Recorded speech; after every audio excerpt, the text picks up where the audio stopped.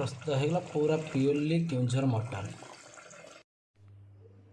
Hi friends, मु चंदन welcome करछि मोर channel दीपाचंदन diaries को। फ्रेंड्स मु अभी मटन को मैरिनेट कर नउछि। बेसी आनी नहीं कारण एकुटिया अछि 300 ग्राम ही आनी। मटन ने आलूटा तो भल लगे से मटन किछि आलू ही काटी। फास्ट आलूटा भाजी नबा।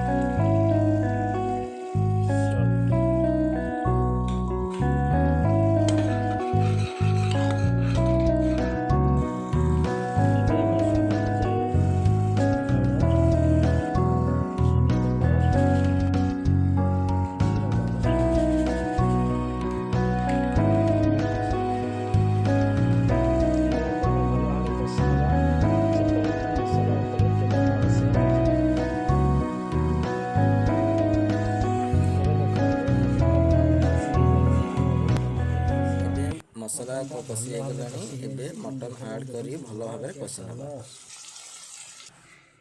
एबे भजा जाइथबा आलूटा को हम पकई दबा। 3टी हुइसिल हवा पर्यंत अपेक्षा करिबा। पूरा प्योरली केउझर मटन। धनिया पत्रटा ऐड कर नउजी आ किछि गरम मसला।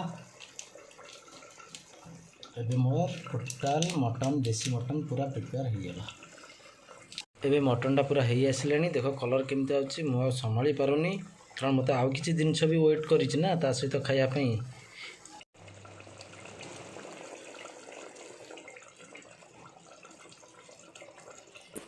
आपण एई भली ट्राई करंतु एवं कमेंट रे लिखंतु।